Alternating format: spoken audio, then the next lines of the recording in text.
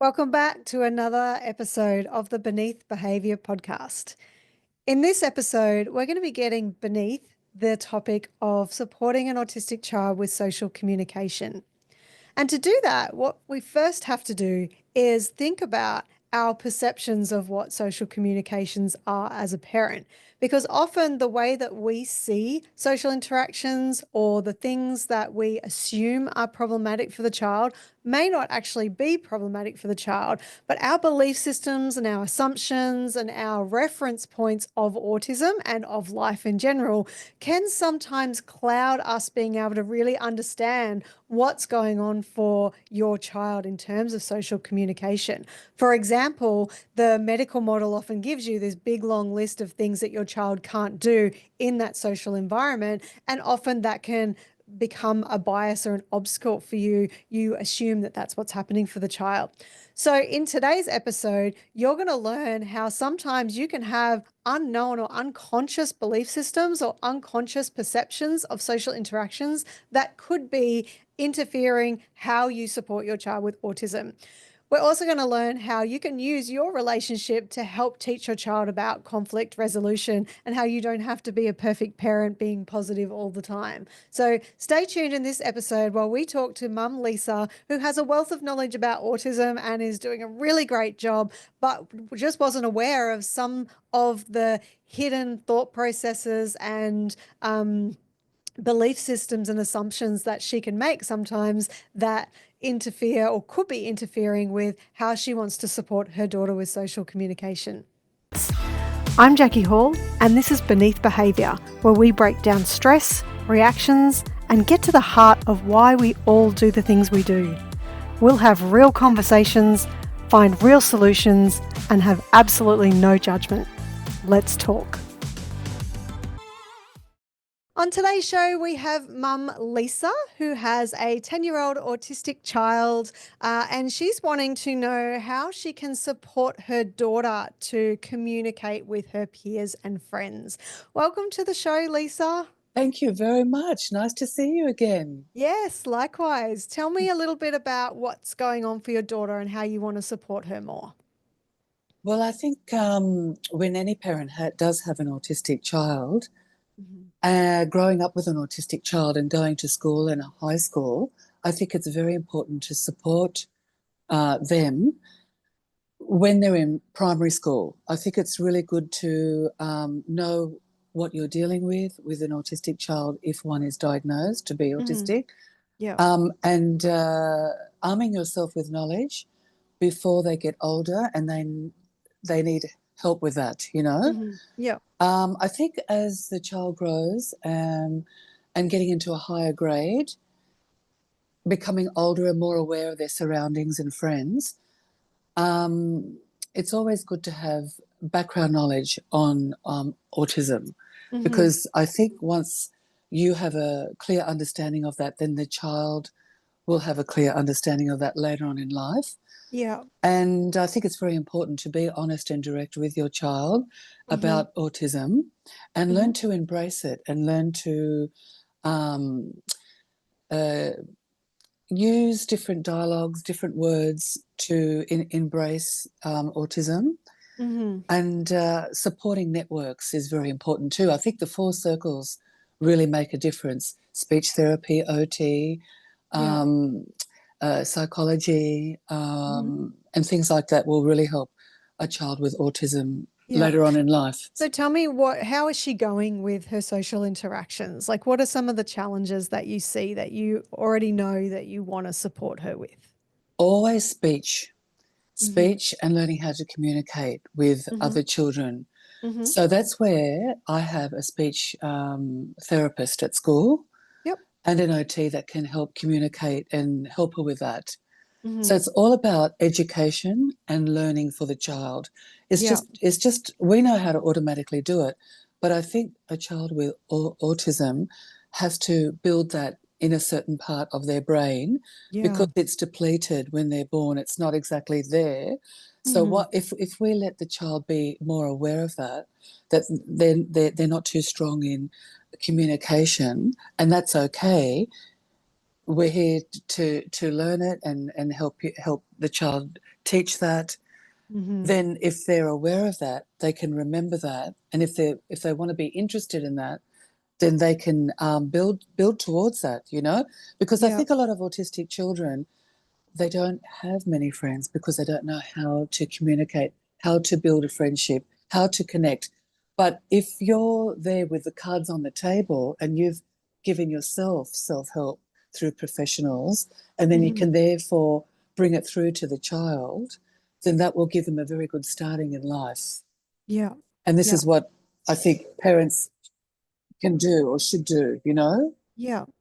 So tell me a little bit about your daughter. Like, what are the things that you notice when she is interacting with peers? Because I think one of the important things to do is we have when you get the diagnosis, and a lot of the times the diagnosis is given to you through a medical model that tells you all the things that are wrong with her and all the things that she won't be able to do and all the things that she's going to struggle with doing. And I think for a lot of parents that can be really disheartening for starters, Absolutely. because you just got this whole big long list and it can just be like, oh my God, what my child's just going to be like in this deficit for the rest of their life. That's But we right. know that autism is a spectrum, which means that every Yeah, child is going to have their strengths and weaknesses, just like every other human on the planet. So exactly. really important when we're talking about things like social interaction, that we're not delving too much into the autism diagnosis as a general and expecting that they're the things that she's going to have challenges with, and that these are the things we have to let her know that she's going to have challenges with, because she Mm, may not be mm, having challenges with mm, them. So I mm, think one of the things that we do on Beneath Behaviour is we really want to understand what the experience is like for this particular child or for the parent, whoever we're talking about, um, and really getting to the heart of what is it that is the problem? What is it that is the ideal that we're working towards, so that we're not generalizing it, we're really mm, making it child centered and understanding mm, what that means for her. So mm, when she's like, you've seen her interact with other mm. kids, or she's come home and she's talking about other interactions with kids, or the teachers have observed it, what are some of the challenges that you're specifically seeing in your daughter? It's interesting because I guess, like you said, that's why it's on the spectrum. It Mm-hmm. can it can change. Mm. Yeah. And it's like a chameleon. It can change, and also I think with an autistic child, like with my child, who's 10, she changes each year with Yeah. challenges. So Yeah. we've got to remember that Yeah. at the moment this is a challenge, but next year probably won't be. And we've got And I just, challenges. before Yeah, you keep going, I just want yeah. to say this to the audience as well. That's such an important point, because so Mm, easily because our brain likes to categorize things, and it likes yes. to say that this, what I'm experiencing in front of me, equals that, something from my past or some reference point I have. Mm, So whether your child's autistic or not, it's so important to be aware of your own reference points or labels or things that you've gotten attached to, because you can very easily within label yourself. your child as Yeah, being, you know, not saying you're doing this, yeah, you yeah, could easily, I know I did with my son, labeled him as the challenge child. So by labeling him that way, I was always seeing him as a challenge.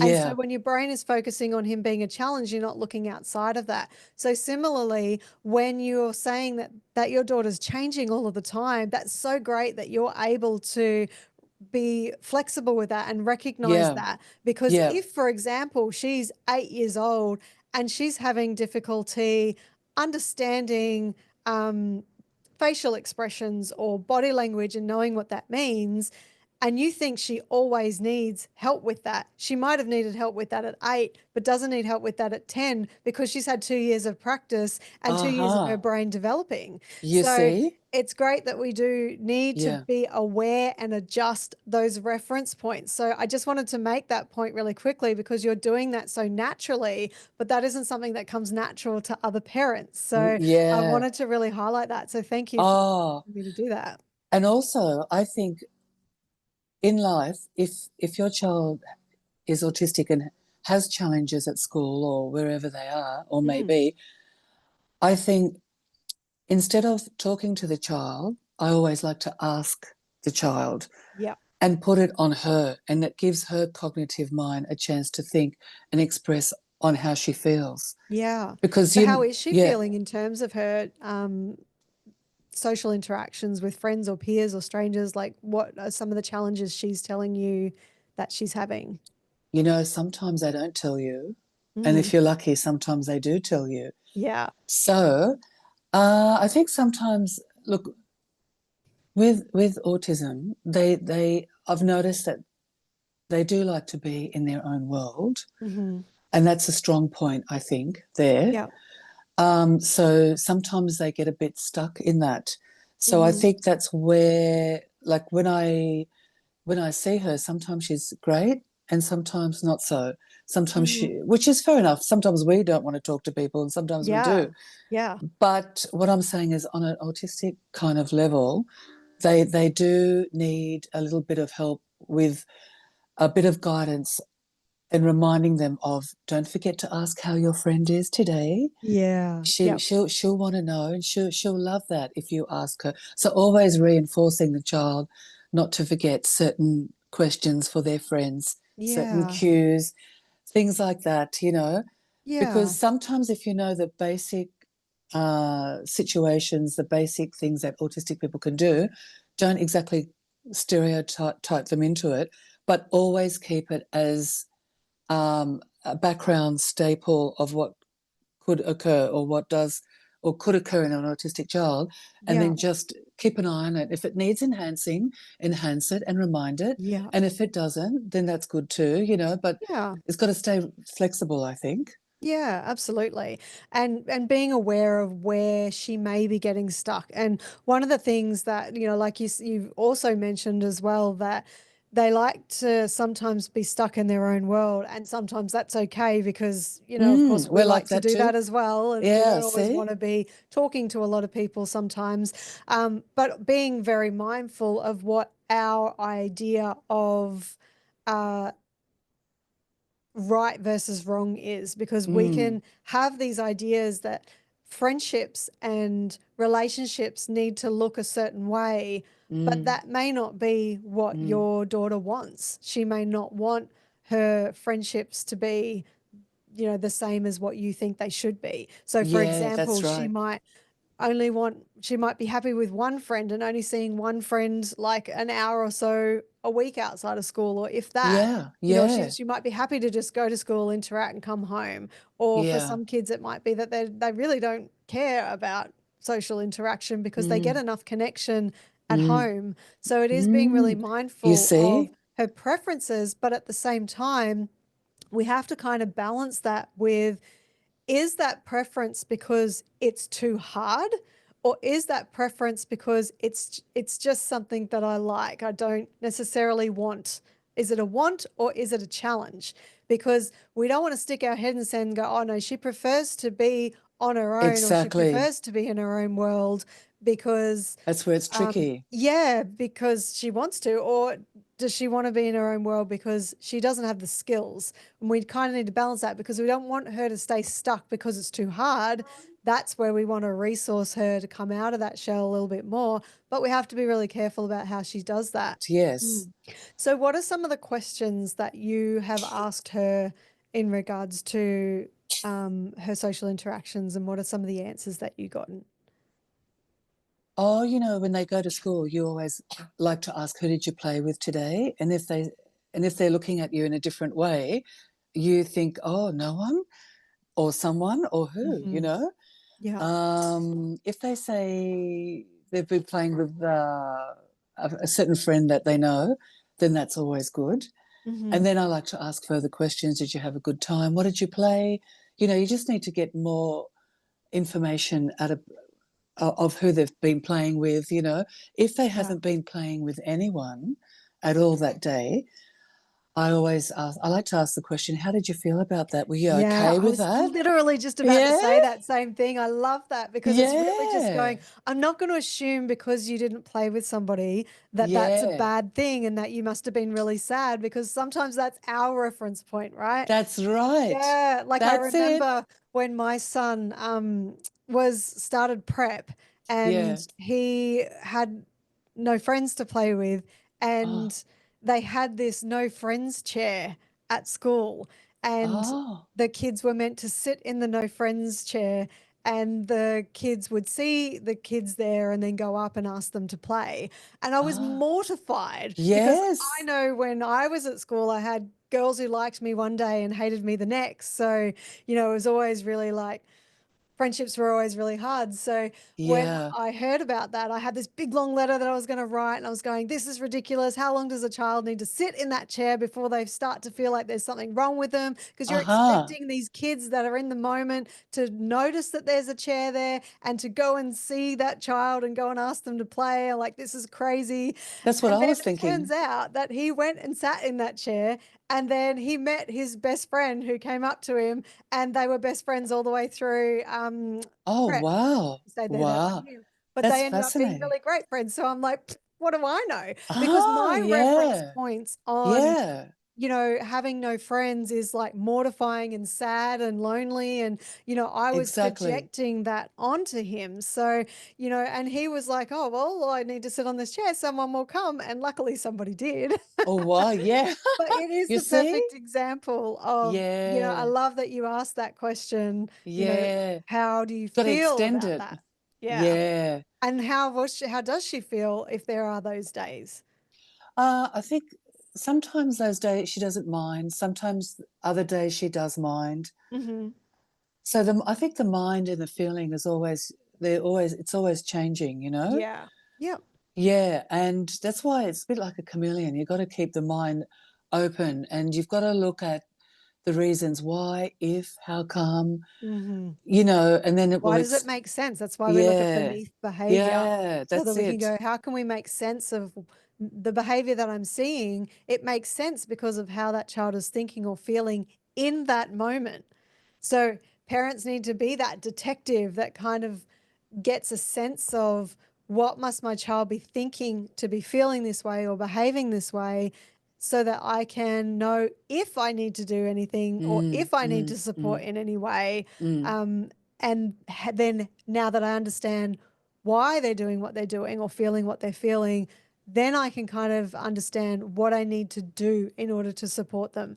So if you were to wave a magic wand and you were able to support your daughter better, what sort of things do you think you would be helping her specifically with? That's a very good question. So I find that if the child is not so good in schoolwork Mm-hmm. and she gets support units and help there, that's Mm-hmm. great. But I find if I can't give her help in that avenue because I wasn't so good at schoolwork either, Mm-hmm. I thought what I'm going to do is I'm going to help her in life. And that will be my achievement to Yeah. help her. Yeah. Like, educate her on the world, take her overseas, take her to Mm-hmm. places, take her to cafes, take her to bars, Mm-hmm. even bars or places that are a little bit mature for her age. Mm-hmm. But she can sit there with my friends Mm-hmm. and me. Yeah. So, therefore, if she grows up in a little bit more of a mature environment with my Mm-hmm. friends, and my friends are fun, and Yeah. myself, then that will help her mind be a little bit more mature in the long run as well, because Yeah. she's had that kind of lifestyle Yeah. to a certain degree, a certain way. But I think experiences in life really help children. Take them to as Absolutely. many places as you can, get them out. Like Yeah. if it's you've got to really be an entrepreneur actually with this type of thing. Like if it's bad weather and there's no friends around, you're sitting at home, you've got to take the extra mile, the extra leap, and go, okay, we're going to get on a boat to Manly and Yeah. go to Manly. We're going to go to a restaurant and have some chicken and chips. Yeah. So you get out, you do it. It really helps the mind, helps you get out of that zone, out of that comfort Yeah. zone, makes the day good. You come home, you feel refreshed, you feel better. Got to Yeah. do as many physical things that you can with Yeah. your Absolutely. children to make up for the other things that might not Yeah. be there in certain other So, places. so the goal is to, expose her to lots of different experiences, help her to get out and about, and really face some of the challenges that she's going to face in everyday life, so that we can learn to help her Mm, resources and overcome them. So mm, that's the mm. goal. What are some of the challenges that you face as you're trying to implement Do that? that. Yeah. You know what? Some of the challenges are for me as a mother that I have kind of have those, not fear, but those kind of, you've really got to be, sometimes you're not always positive, and you've Mm-hmm. really got to be the strong one here. You've really Mm-hmm. got to be the one that's positive, the one that's um, putting on the show, that's pulling the strings. Yeah. And sometimes that's hard because you just want someone to help you as well. But, Yeah. you have got to really forget that and help the child. But then again, if you help the child in the long run, it helps you too. Yeah. I And so guess. when you say that that's sometimes challenging, like what's going on for you when you're saying it's hard to stay Um, positive, it's hard to, and I just want to preface that before you answer that question. yeah, I just wanted to highlight that it's okay that as parents, we yeah, don't have it yeah, all together all the exactly. time. I think it's important to be human around our Mm, kids, that mm, if you're not positive and mm, you're in a crabby mood, mm. or you've said something that you wish you hadn't, that Yeah, is not, maybe it's not okay, or maybe it's just not the message that you want to give your child, it's absolutely okay to come because it back and does be happen. humble about that and say, you know Yeah, what? I wasn't really looking at that in a very positive way or a very good yeah, way. And I've had time to think about that. And I just want to come back and say, I'm sorry. Or I just want to come back and just talk about this again. Like, it may not be that you've done something to her, but it might have yeah, just been that you said something that you went, oh, I actually don't want her to think like that. And just come back and repair it. Like, it's not about, like, you absolutely. don't have to be worried or fearful about getting it wrong, because I think getting it wrong and then repairing it teaches your child that Yes, that's a possibility, so that they don't feel like they have to get it right all of the time. that's important. That's it. Yeah, Yeah, because I was speaking to another mother, and it's not about the fight that you've had.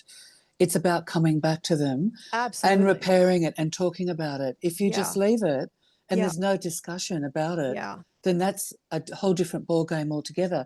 Yeah, Like, because conflicts in yeah, relationships are inevitable. It's yeah, not that we're trying to stop conflict, it's yeah, how we have that conflict and yeah, how we repair it, which is the important thing. That's what keeps the connection between two people.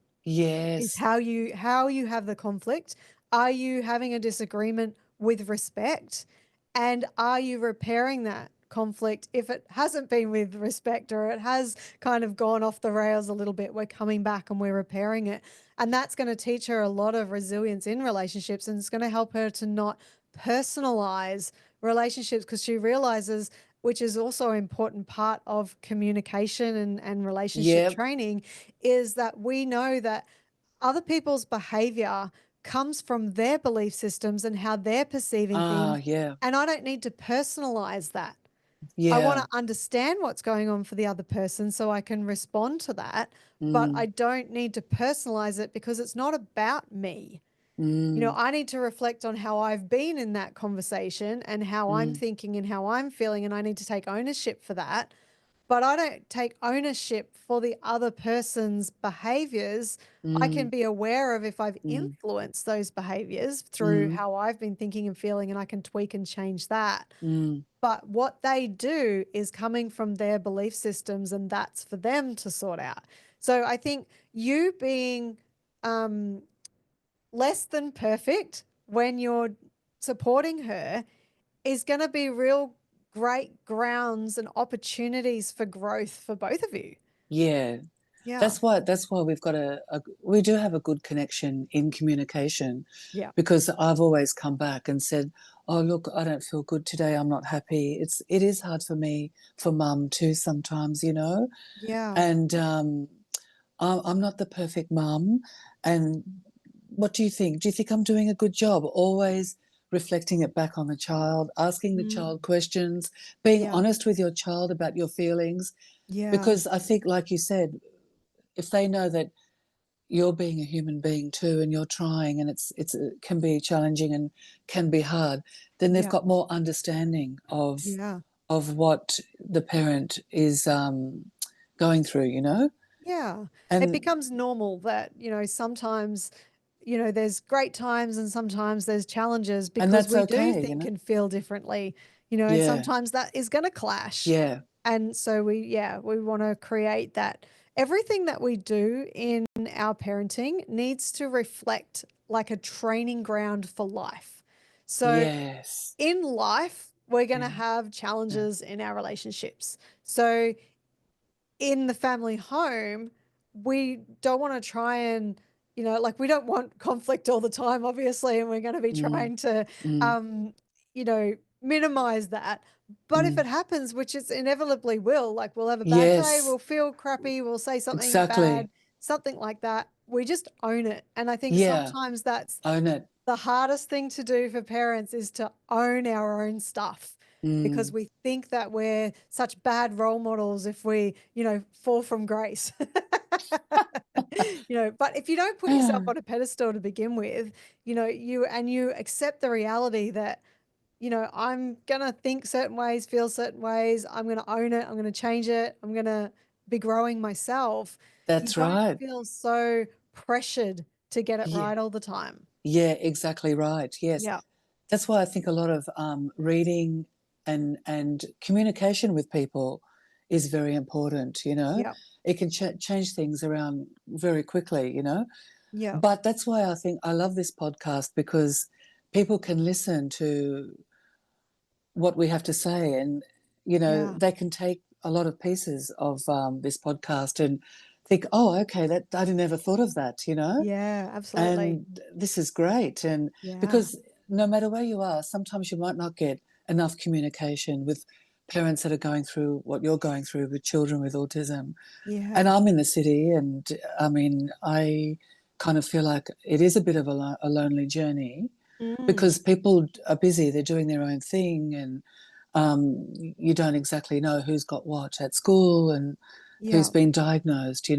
So you've got to get your resources online and reach out to people that do want to talk about these type Yeah. of things, Yeah, and absolutely. do show an interest in it too. Yeah. Yep. Yeah. So let's just come back for a second to, the goal was getting her exposed into different situations, different experiences, different environments. And one of the challenges you started to talk about was the challenges with you staying positive, and being that influence on her, that positive influence on her. What are some of the other challenges that you face in your mission to help her with social communication and basically getting her out into the world and getting her socialized, basically? So she's had a few friends that we used Hmm. to always go out and see, and we used to go to places and things like that. Hmm. And I don't hear from them anymore. They've Okay. vanished, and they Yep. don't call anymore. So I'm thinking, okay, it might be the child, her friends that have said, oh, look, not today, mum, maybe another day. I think maybe the parents have, because they don't have autism, but Carolina does, Hmm. right? So I'm thinking that they might think, oh, look, Carolina doesn't communicate with me that much, and they might not be interested as much as they were Yep. before, Okay. because Yep. this is the challenge that sometimes neurotypical children can lose interest in neurodiverse children Yeah. And because vice versa. yeah, and vice Yeah. versa. That's very Yeah. important. I'm glad you put that one in because yes, Absolutely. that Because can happen sometimes too. neurotypical people are boring as to, Yeah, yeah, to neurodiverse children.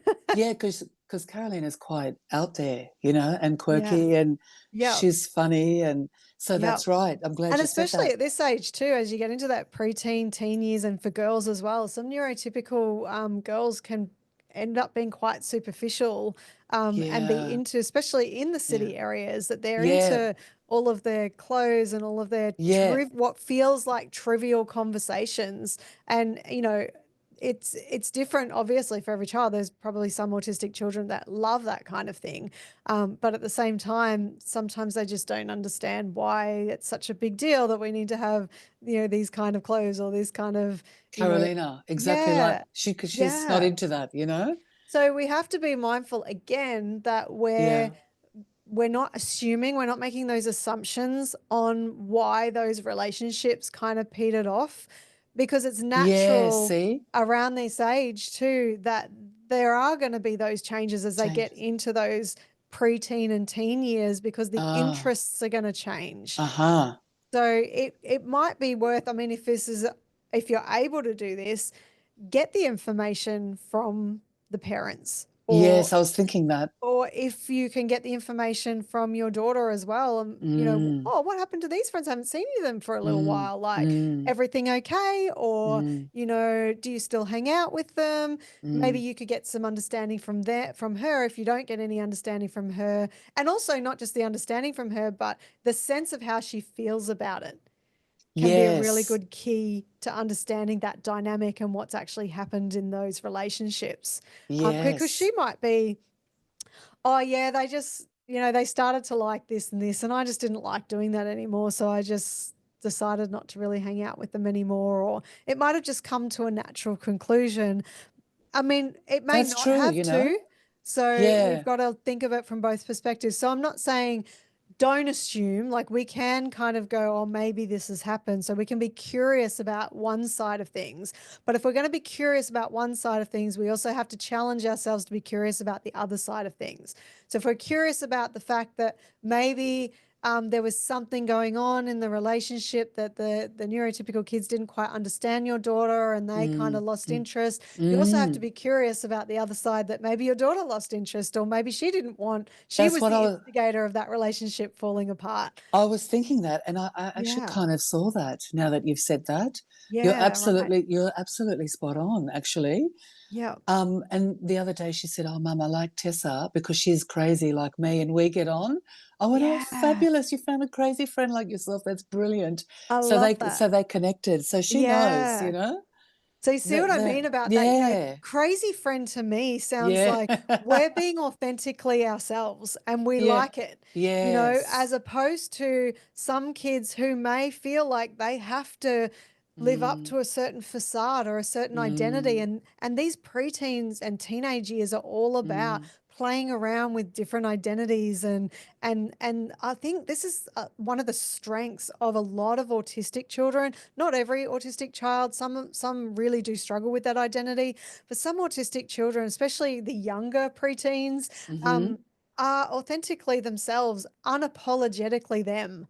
I've And noticed. Yeah, it's a hopefully, good if that's strength. nurtured well Yeah, with their friends, yeah, and well, particularly their friends, but also their community, their parents, their family, the teachers, if that's nurtured, hopefully they get to keep that and not feel like yes, they have to mask into, yeah, and be just as society. miserable as the other kids who are trying to live up to some, identity Yeah, that's not authentically them. So that's so true, isn't I it? love that your See? daughter's in that place, and I just Yeah, hope she can stay there as yeah. being the crazy, i.e., authentically her, unapologetically her. That'd be Love awesome. it. I love that. Yeah. That's Yeah. brilliant. Well put. Yeah. So it sounds like, it sounds like you're thinking about things from many different perspectives, and you've Yeah. kind of got your head around that Mm, awareness mm, of mm, what mm. it is that she's needing. So the only, like, there's not a lot to kind of give you in terms of like advice or take homes or those sorts of things. The only thing I would do is just pay attention to that Mm, curious mindset of challenging one way and mm. the other and not being fixed until you've got the facts. And if you don't have the facts, sometimes it's about finding as many different ways to get that information as possible, jumping into that detective mode and asking teachers, asking people who have been around her, asking Exactly. her in different ways. Yeah. I know that a lot of kids, when you're trying to discuss a challenge that they may be having, some kids are really good at being able to articulate what the problem is. Mm. Some kids are better at being able to articulate what the ideal should be or could be. So you can say things like, if your child's having difficulty at school and you say to them, what are some of the challenges that you're having at school? And they go, I don't know. Or they give you very little information. You might go, well, let's put it this way. If I waved a magic wand and your relationships were better at school, or you were having fun at school, or you felt like let's say that she was feeling left out or rejected, if you weren't feeling that way, what would be happening? Because sometimes both of those questions delivers key information that Aha. helps you to understand the problem. It's how you ask it. Yeah. And also Yeah. keep in mind too that some kids aren't good at being able to articulate it. Yeah, correct. So it might be that they write it down, or they might draw pictures of Yes. what's going on for them to give you a sense of that. Yes, Or I've it might noticed that. even be that they relate to characters in a movie. Like, is there any characters in a movie that relates to how you're feeling? Mm. Or any, if you were to name any cartoon character or any movie star or singer that you've heard information about, who do you relate to the most, and why? Yeah. Because That's sometimes when we're talking about someone else, um, it objectifies those, it makes the problem over here instead of aha. it being about me. Yes, So yes. it can be, again, this person has the problem, or for younger children, it can be this toy has the problem as opposed to Yeah. I have the problem. We're talking about Yes. how the toy sometimes struggles with, certain things at school, and what specific things does that toy have the problem with? What do you think the toy needs in order to overcome those problems? Sometimes kids have are better able to talk about a something that's outside of them as opposed to their own problems. Do you know what's really interesting and really funny? Yeah. Now, Marilyn Monroe was diagnosed on the autistic spectrum, Okay. and she used to refer herself as the third person. Yeah, Oh, right. she used to say, oh, Marilyn Monroe wouldn't like that because she feels like this and does that. Now, Yeah, isn't that interesting? absolutely. And Yeah. not It's a many people know narrative that. therapy because it Narrative. actually Ah, objectifies the problem. It puts the problem out here instead of having to ah, talk about yourself. And it's a lot easier to do yeah. that. I mean, we Isn't that know that. We interesting? talk about other people all the time, right? Yeah, Like, that's we're always it. noticing what other people are doing and what they should do. That's But right. it's a lot harder to look at yourself, right? Yeah. That's a great tip. Yeah. Really good tip. Yeah. Yes. So I think, that's all I would say is just be really mindful of that getting, and we all do it. We get stuck in this one way of thinking, Oh, and we yeah. forget Funny, to isn't it? challenge other perspectives that Yeah, could that's be important. happening in a situation, and we jump into those assumptions. Yes. Awesome. So thank you so much for being on the show today, You've Lisa. I been really wonderful. appreciate it. I hope Oh, you it's got a lot out great. of it, and I I think you're did. doing an amazing job with your Oh, daughter. good to know. And I really do hope she gets to stick with the crazy part of herself if that's what she wants to do. Are you looking for more parenting support?